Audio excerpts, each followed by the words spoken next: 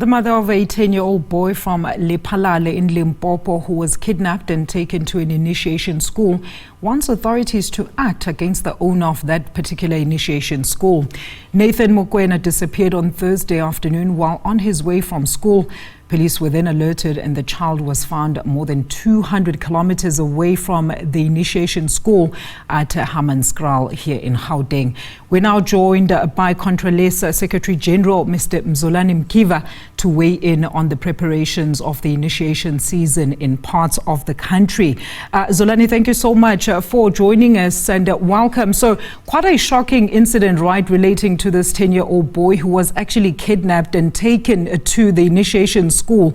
Currently, the South African legislation stipulates that 16 to 17-year-old boys must be circumcised in a safe manner, yet this practice of forced initiations still persists. So what do you think still needs to be done in order to deal with this practice? Well, thank you very much for having. And indeed, we still have serious problems across the length and the breadth of the country. But obviously, there are areas where they are quite critical in terms of interventions like that are needed to actually prevent some of these things happening. The kidnapping and the adoption of children is something which is done by people, like we've been saying, that are conducting themselves like human traffickers. And they want to use the initiation season as a period wherein they make a quick buck. These are thugs, these are criminals. But from a point of view of Contralesa, the preparations have been underway, and we don't start preparing just on the eve. There's been a lot of good work that has been done by the leadership of Contralesa, working closely with the National House of Traditional Leaders as well as the respective provincial houses. They have been on the ground. These include preventative measures, but also they include the training of traditional surgeons, caregivers, as well as traditional nurses to ensure that they are in line with what is expected of them from a point of view of health practices, hygiene, as well as just keeping their eye always on the ball. But it is not only them that need to come to the party. Communities, families have to take an active role. So in order to prevent these criminals from doing what they are doing, we need to close ranks as communities and ensure that nothing of this sort should happen under our noses, not in our communities, not in our families. And of course, we are working so well with the Department of Police, COCTA, as well as the Department of Health. There are structures on the ground, there are forums, and in these forums, all the respective stakeholders that I've mentioned, they work together. But still, the criminals will always look for loopholes in order to do what they want to do. All we are encouraging in the law enforcement agencies that they must come very hard on these criminals, and we encourage communities as well to apprehend any of such people who do such practices and take them to police. We don't want people to take law into their hands, and that's why we work closely with the police. But every time, because of the big numbers that we are dealing with during the initiation season, criminals are always looking at making money using the statistics that they know that many boys are expected to go to the bush. But it is unlawful, it is criminal, and it is unacceptable for any child who belongs to a family that he can simply be abducted or kidnapped, and that is being done in the name of traditional initiation. That is not the way we do things. We condemn that in the strongest possible terms.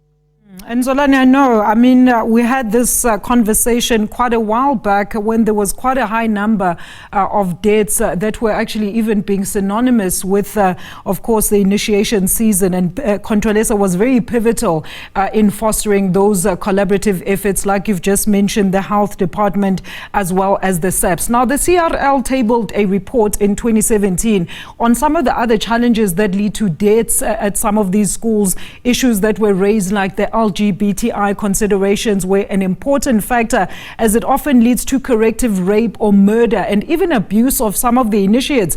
Do you think all these have actually been expedited and provided for in the current season? Of course, even at a time when that particular summit was held by the CRL, and we're part of it, and we made a humble contribution in terms of what needs to be done. There are certain interventions that have been made, but they are never enough, because we are dealing here with a very huge establishment. We are taking thousands of boys in every season. So the issue of training is very key. So now we have started rigorously with the training, because we don't want people to only use, a heritage practice without balancing that with the health practices that are acceptable in nowadays. For instance, the issue of dehydration has created a lot of fatalities. So we have now crossed that bridge. We have been able to educate, society, particularly people who are hands-on in this practice, to understand that dehydration is one of the most dangerous things that has killed many, many children. And I think then we have managed to arrest that one. But training is something that we wish government can put more resources, so that the traditional surgeons, the caregivers, but the institution of traditional leadership at all is capacitated to be able to deal with this situation. Resources are key to this, because the coordination, the planning, the implementation, troubleshooting mechanism, all of that requires us to have vehicles, resources for monitoring, so that from time to time we are able to collect data. We must know how many initiation schools are located in a particular locality. All of those stats help us to be able to achieve a better way of execution and a better way of planning ahead of time. So resources are not enough, because in the past, people had a huge respect for the initiation seasons. No one would want to poke the nose there with the intention that is full of maleficence. So in this respect, criminals have saw an opportunity, and I would say we were caught off guard insofar as that is concerned a few years back. And people see this as a way of making money. So we are trying now to reverse that. We are turning around the situation, and we can see the results, because it pains us that even a single child to die during the rites of passage from boyhood to manhood is too much many. It's something that we don't want to see happening. But as I say, I emphasize the issue of capacity building and the training, especially of the practitioners, to ensure that we don't leave anything to chance, especially with the lives of our children. This ritual is a ritual that is there to make leaders of the future. This is a ritual that is there to create men and warriors that must defend and protect this country, including its culture. And therefore, we cannot afford to have fatalities like this going on and on and on. So I'm saying we're happy from a point of view that we're turning around the situation. The numbers have gone down, and we are hopeful that our communities will not fold arms, because we also rely to communities, and families must not waste any time when they realize that a boy that has grown enough to come of age to go to the mountain, once he is not seen, even for a few 12 hours, we must be informed. Inform police or inform the institution of traditional leadership. All right, Zolani, thank you so much for that. I wish we had more time, to just gauge and look at some of the, some of the challenges that still persist within the sector, and of course, some of the preparations, particularly around this season. But that was Mr. Zolani Mkiva there, the Contralesa Secretary General, weighing in on initiation season.